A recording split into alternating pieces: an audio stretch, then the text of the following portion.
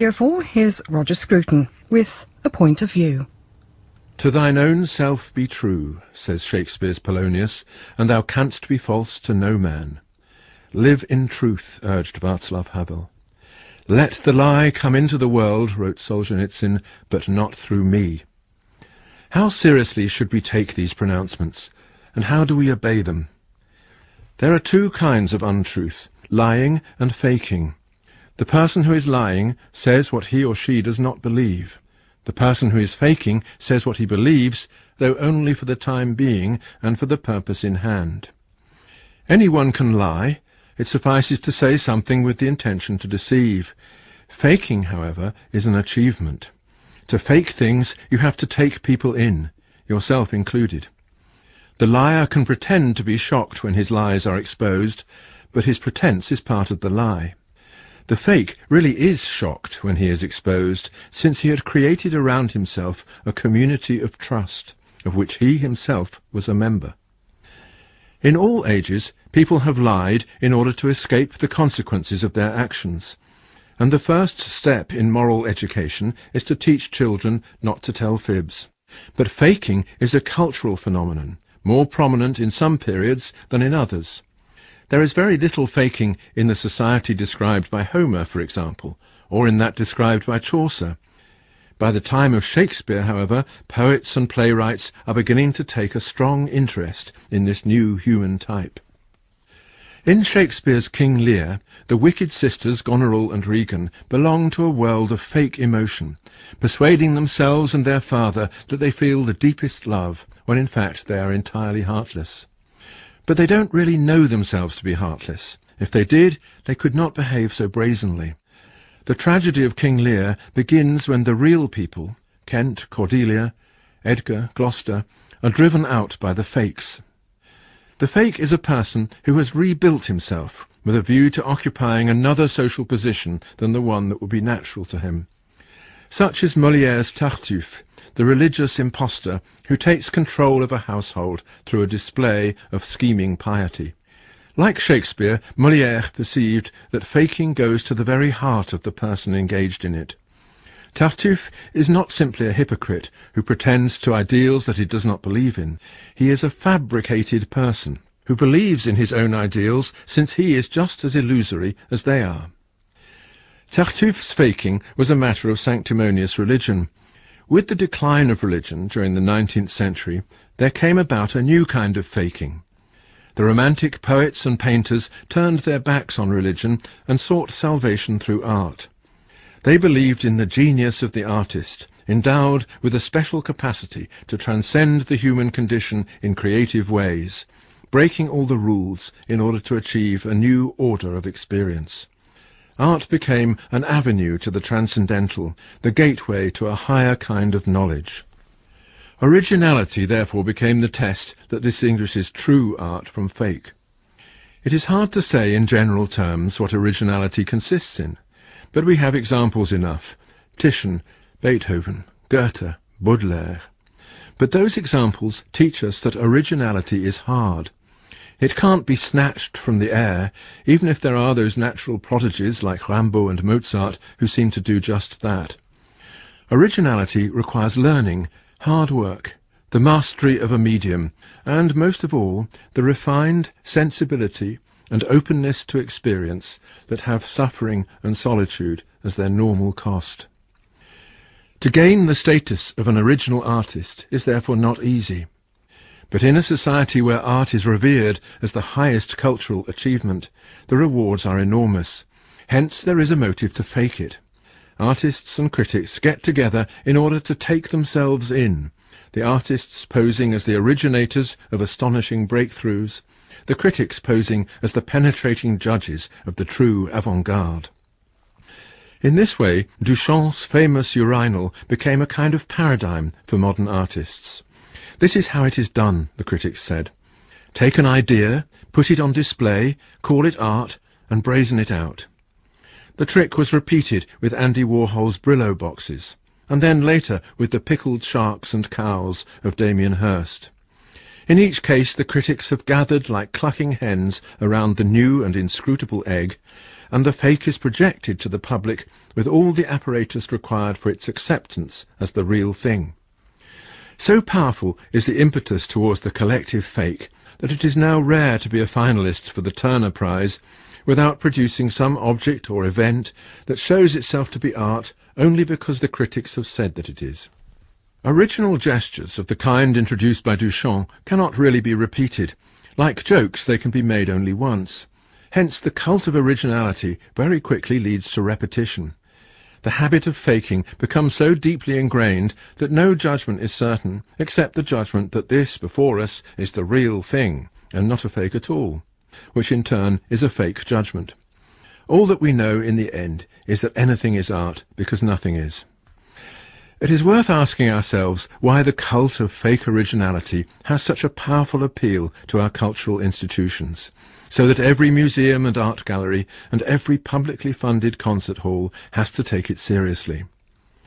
The early modernists, Stravinsky and Schoenberg in music, Eliot and Pound in poetry, Matisse in painting and Loos in architecture, were united in the belief that popular taste had become corrupted, that sentimentality, banality and kitsch had invaded the various spheres of art and eclipsed their messages.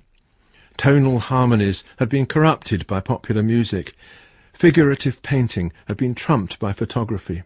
Rhyme and metre had become the stuff of Christmas cards, and the stories had been too often told. Everything out there in the world of naive and unthinking people was kitsch.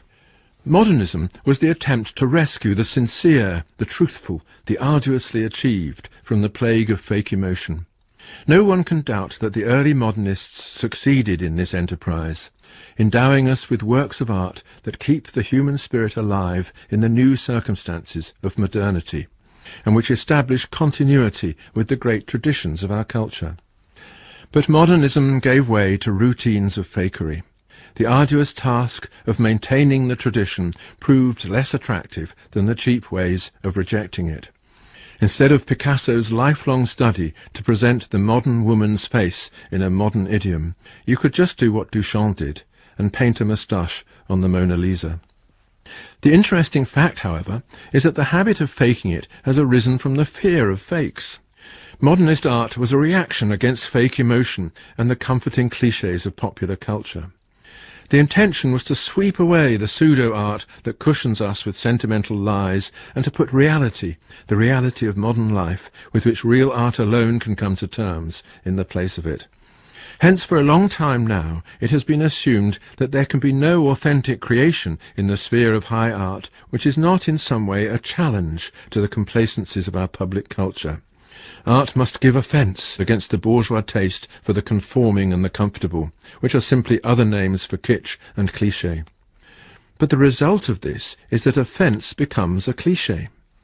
If the public has become so immune to shock that only a dead shark in formaldehyde will awaken a brief spasm of outrage, then the artist must produce a dead shark in formaldehyde.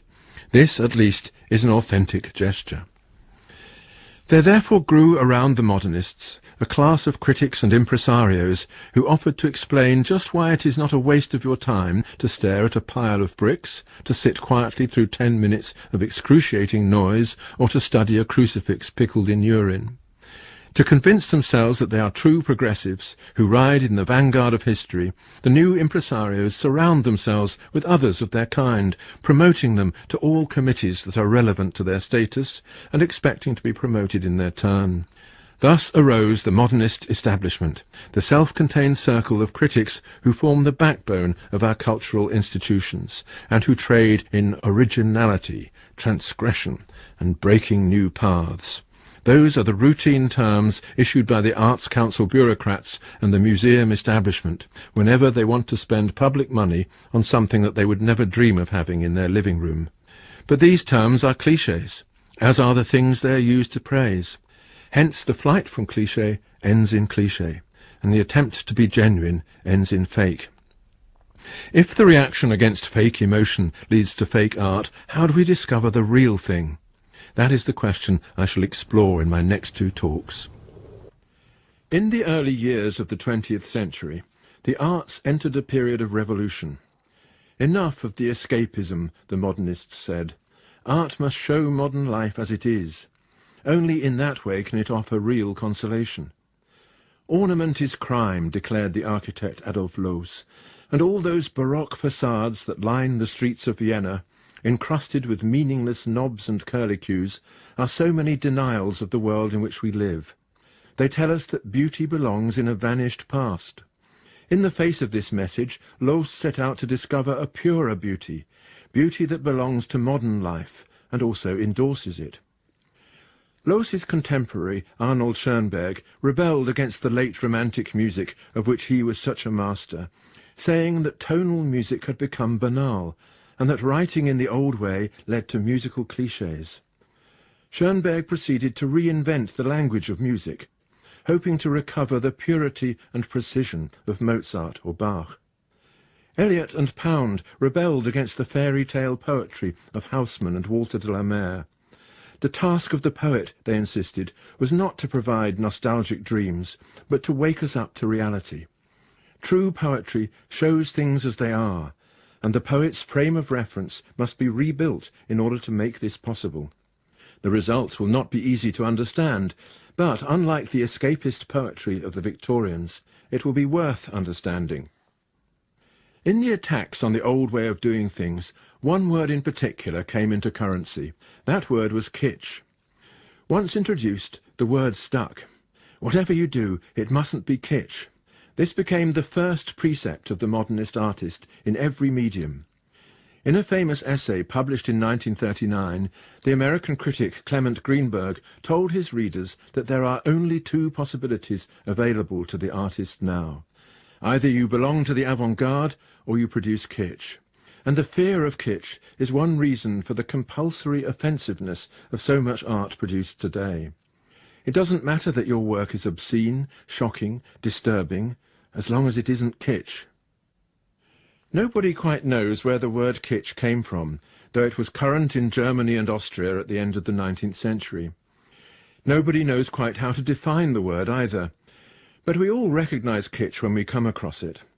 The Barbie doll, Walt Disney's Bambi, Santa Claus in the supermarket, Bing Crosby singing White Christmas, pictures of poodles with ribbons in their hair. At Christmas we are surrounded by kitsch, worn-out clichés which have lost their innocence without achieving wisdom. Children invest real emotions in Santa Claus. We, who are older, have only fake emotions to offer. But it feels good to pretend, and when we all join in, it is almost as though we were not pretending at all. The Czech novelist Milan Kundera made a famous observation. Kitsch, he wrote, causes two tears to flow in quick succession. The first tear says, "How nice to see children running on the grass." The second tear says, "How nice to be moved, together with all mankind, by children running on the grass." Kitsch, in other words, is not about the thing observed, but about the observer. It does not invite you to feel moved by the doll you are dressing so tenderly, but by yourself dressing the doll. All sentimentality is like this. It redirects emotion from the object to the subject, so as to create a fantasy of emotion without the real cost of feeling it. The kitsch object encourages you to think, "Look at me feeling this. How nice I am, and how lovable." That is why Oscar Wilde, referring to one of Dickens's most sickly death scenes, said that a man must have a heart of stone not to laugh at the death of little Nell. And that, briefly, is why the modernists had such a horror of kitsch. Art, they believed, had, during the course of the 19th century, lost the ability to distinguish precise and real emotion from its vague and self-satisfied substitute. In figurative painting, in tonal music, in the cliché-ridden poems of heroic love and mythic glory, we find the same disease. The artist is not exploring the human heart, but creating a puffed-up substitute, and then putting it on sale. Of course, you can use the old styles, but you cannot seriously mean them. And if you use them nevertheless, the result will be kitsch, standard cut-price goods, produced without effort and consumed without thought. Figurative painting becomes the stuff of Christmas cards. Music becomes spineless and sentimental, and literature collapses into cliché. Kitsch is fake art, expressing fake emotions, whose purpose is to deceive the consumer into thinking he feels something deep and serious, when in fact he feels nothing at all. However, to avoid kitsch is not so easy as it looks. You could try being outrageously avant-garde, doing something that no one would have thought of doing and calling it art, perhaps trampling on some cherished ideal or religious feeling. But, as I argued last week, this way also leads to fakes. Fake originality, fake significance, and a new kind of cliché, as in so much young British art. You can pose as a modernist, but that won't necessarily lead you to achieve what Eliot, Schoenberg, or Matisse achieved, which is to touch the modern heart in its deepest regions. Modernism is difficult.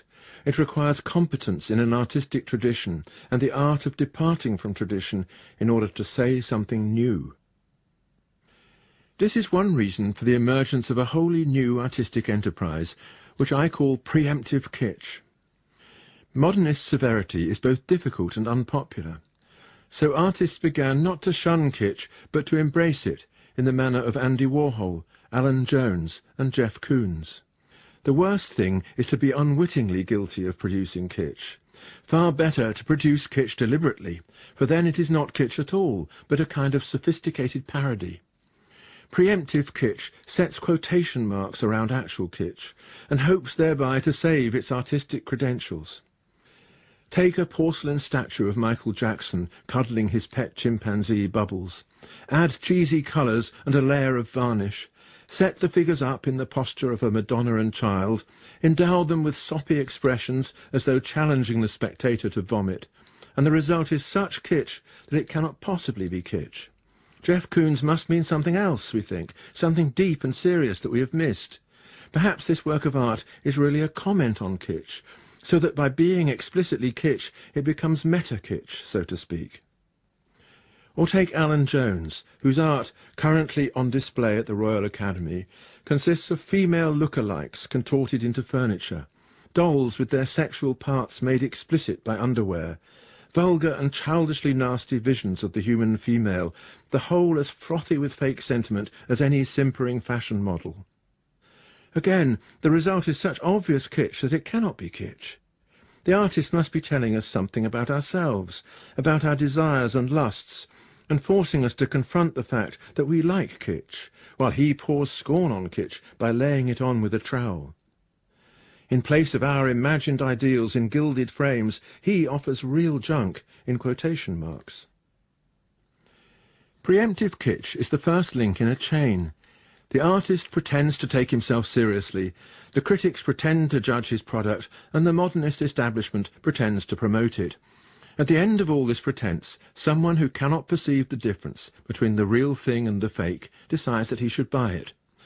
Only at this point does the chain of pretense come to an end, and the real value of this kind of art reveals itself, namely its money value.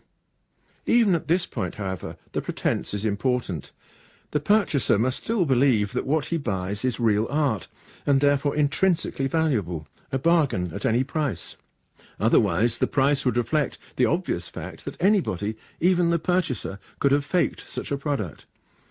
The essence of fakes is that they are not really themselves, but substitutes for themselves. Like objects seen in parallel mirrors, they repeat themselves ad infinitum, and at each repetition the price goes up a notch, to the point where a balloon dog by Jeff Koons, which every child could conceive, and some could even manufacture, fetches the highest price ever paid for a work by a living artist, except, of course, that he isn't one. So what, then, is the real thing? How do we tell the real work of art and the fake apart? And why does it matter? This will be the topic of my talk next week. The world of art, I have suggested, is full of fakes.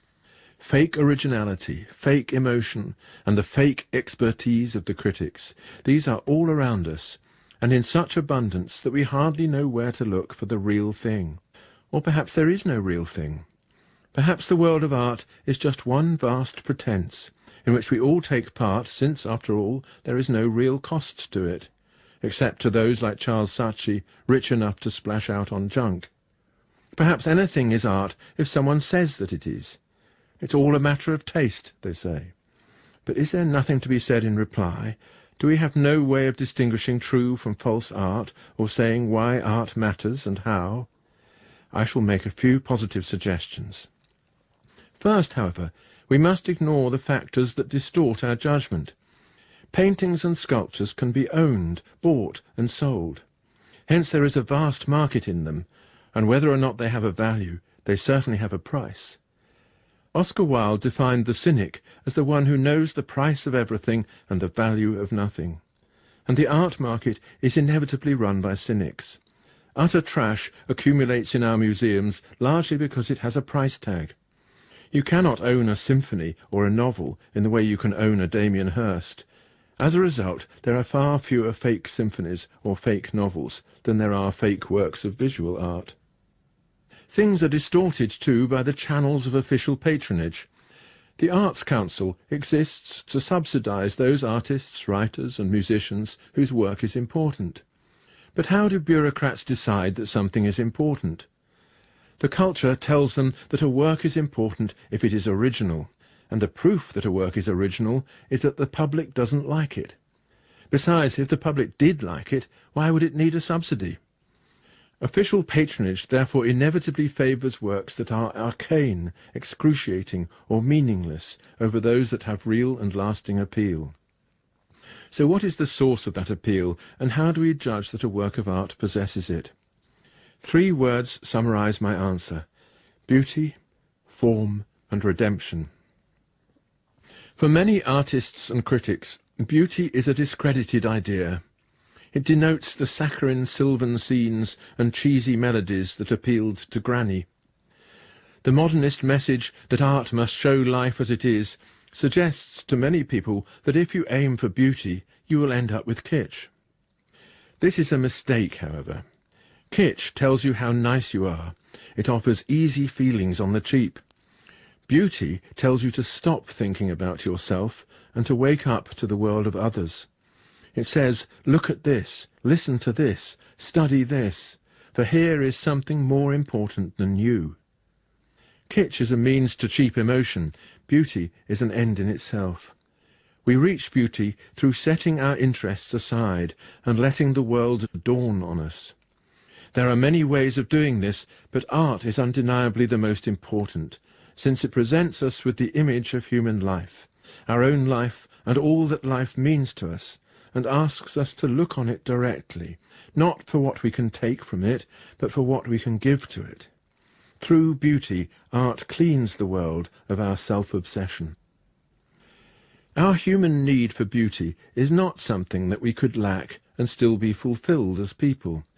It is a need arising from our moral nature. We can wander through this world alienated, resentful, full of suspicion and distrust, or we can find our home here, coming to rest in harmony with others and with ourselves. And the experience of beauty guides us along this second path. It tells us that we are at home in the world, that the world is already ordered in our perceptions as a place fit for the lives of beings like us. That is what we see in Corot's landscapes, Cézanne's apples, or Van Gogh's unlaced boots. This brings me to my second important word, form. The true work of art is not beautiful in the way an animal, a flower, or a stretch of countryside is beautiful. It is a consciously created thing, in which the human need for form triumphs over the randomness of objects. Our lives are fragmented and distracted. Things start up in our feelings without finding their completion. Very little is revealed to us in such a way that its significance can be fully understood. In art, however, we create a realm of the imagination in which each beginning finds its end, and each fragment is part of a meaningful whole. The subject of a Bach fugue seems to develop of its own accord, filling musical space and moving logically towards closure. But it is not an exercise in mathematics. Every theme in Bach is pregnant with emotion, moving with the rhythm of the listener's inner life. Bach is taking you into an imagined space and presenting you in that space with the image of your own fulfillment.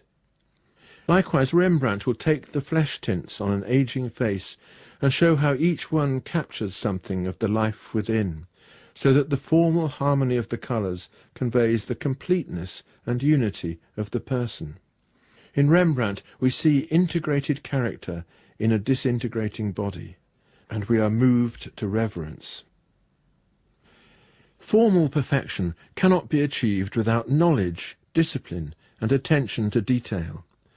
People are slowly beginning to understand this. The illusion that art flows out of us, and that the only purpose of an art school is to teach us how to open the taps, is no longer believable. Gone are the days when you can make a stir by wrapping a building in polystyrene, like Christo, or sitting in silence at a piano for 4 minutes and 33 seconds, like John Cage. To be really modern, you must create works of art that take modern life in all its disconnectedness and bring it to fullness and resolution, as Philip Larkin did in his great poem, The Whitsun Weddings. It is fine for a composer to lard his pieces with dissonant sounds and cluster chords, like Harrison Birtwistle, but if he knows nothing of harmony and counterpoint, the result will be random noise, not music. It is fine for a painter to splash paint around like Jackson Pollock, but the real knowledge of colour comes through studying the natural world and finding our own emotions mirrored in the secret tints of things, as Cézanne found peace and comfort in a dish of apples. If we look at the true apostles of beauty in our time, I think of composers like Henri Dutilleux and James Macmillan, of painters like David Inshaw and John Wonnacott, of poets like Ruth Padel and Charles Tomlinson, of prose writers like Italo Calvino and Georges Perec. We are immediately struck by the immense hard work, the studious isolation, and the attention to detail which have characterized their craft. In art, beauty has to be won, and the work is harder as the surrounding idiocy grows. But the task is worth it, and this brings me to my third important word, redemption. In the face of sorrow, imperfection, and the fleetingness of our affections and joys, we ask ourselves why. We need reassurance. We look to art for the proof that life in this world is meaningful, and that suffering is not the pointless thing that it so often appears to be, but the necessary part of a larger and redeeming whole. Tragedies show us the triumph of dignity over destruction, and compassion over despair. In a way that will always be mysterious, they endow suffering with a formal completion, and thereby restore the moral equilibrium. The tragic hero is completed through his fate. His death is a sacrifice, and this sacrifice renews the world. Tragedy reminds us that beauty is a redemptive presence in our lives. It is the face of love, shining in the midst of desolation. We should not be surprised that many of the most beautiful works of modern art have emerged in reaction to hatred and cruelty. The poems of Akhmatova, the writings of Pasternak, the music of Shostakovich, such works shone a light in the totalitarian darkness and showed love in the midst of destruction. Something similar could be said of Eliot's four quartets, of Britten's War Requiem, of Matisse's Chapel at Vence. Modernism arose because artists, writers and musicians held on to the vision of beauty as a redemptive presence in our lives, and that is the difference between the real work of art and the fake. Real art is a work of love. Fake art is a work of deception.